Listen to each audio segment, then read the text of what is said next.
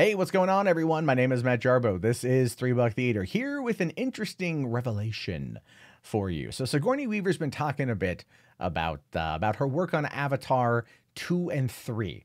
Right now, that has been very weird to many people, considering that the movie came out, 9 years ago almost, and she died in it, and then she became part of the world, part of Pandora through the tree root fax email system they've got going on.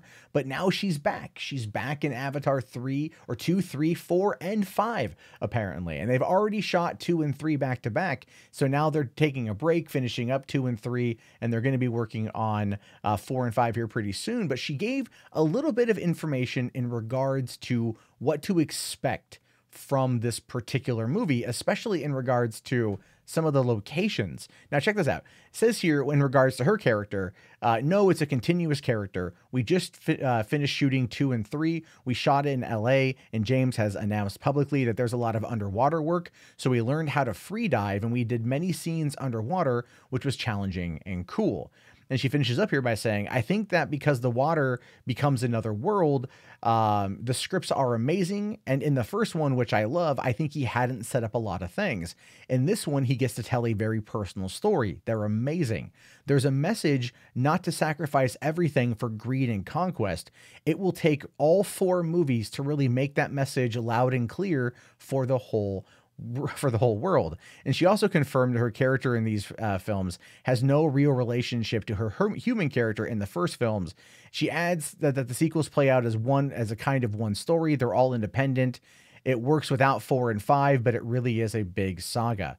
Now, what we know out of that, or what we can take away from them, is that, so they shot the whole thing in LA, which means they shot it on sound stages, right? And there's a lot of underwater work, so they definitely shot in some of those types of situations as well, probably because there's going to be a lot of Pandora that's unexplored. A lot of it, and I've heard talks of this before, a lot of it does take place under the water. I don't quite know in what context. I don't quite know exactly what James Cameron's intending, but apparently there's a lot of work. Now, what's interesting, though, about Sigourney Weaver's take on this is that she's not so much playing the same Doctor she was. It could be a whole new creation, a new Na'vi or new character birthed from Pandora in regards to this system or whatever the hell it is. We have no freaking idea.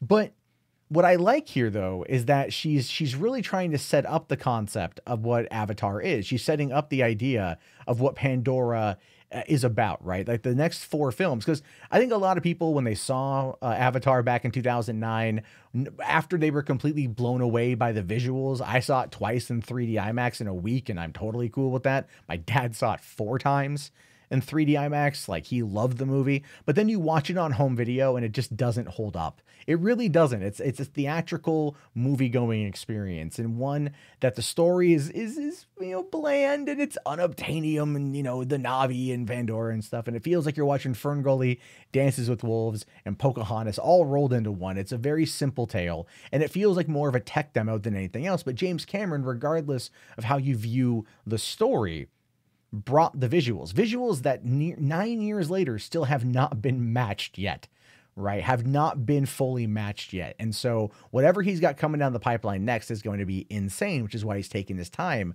with developing this one long 4-film saga.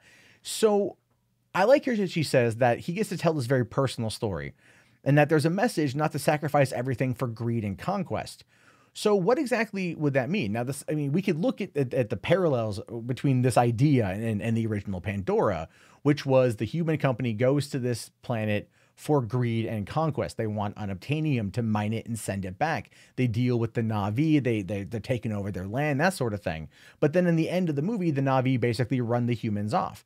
Now, are the humans going to come back 5 years later, or more, 10 years later, perhaps, in order to bring back with them more weapons, more humans, more ships to take over the planet once and for all? Most likely.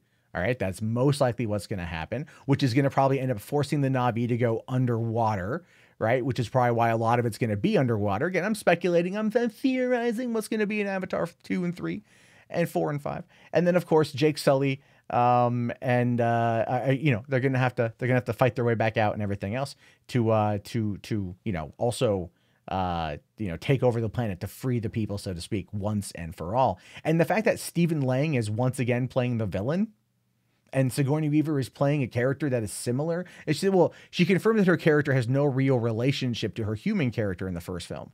So what does that even mean? It has no real relationship. Is she not like is she the same person? No, not the same person, but the same spirit, having been almost imbibed and absorbed by the planet. Again, that to me is going to be the biggest explanation.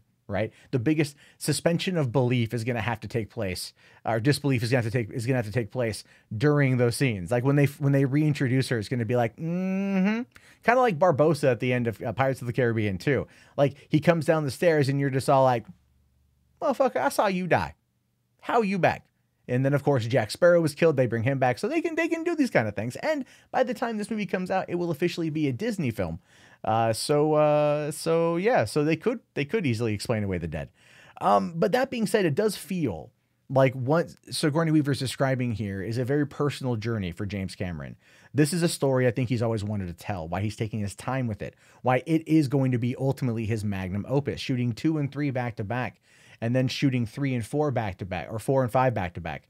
So we get this full saga over the span of a couple years is going to be very fascinating. Now, what I'm curious about, though, is because of the distance in time between Avatar and grossing as much money as it did. Remember, this movie in 2010, right, was like equated for like over 70% of all 3D ticket sales in 2010. So if you've ever were mad in 2011 and 2012 from all the 3D post converts that happened, you can blame Avatar legitimately. But he's taking his time with it. And remember, Avatar itself was first announced in 1999. After he won all the Oscars for fucking for Titanic, he was like, "I'm working on Avatar," and it was 2009 when that came out, and he did Titanic in 1997. So he will take his time, but here he's making it work. I feel like he's almost maybe possibly rushing to the finish line, possibly because he feels like he's running out of time for his own life, and he wants to tell the story, but he wants to do it with the best possible visuals. And maybe, he spent the time working and adapting and telling a really good script. And Sigourney Weaver seems to be all over it. She seems to love it. And I'm going to take her word at that, because I love Sigourney Weaver. I don't think she would ever really lead us wrong outside of the Ghostbusters cameo appearance. And a few other movies she's been in, but this is her and Cameron have a connection.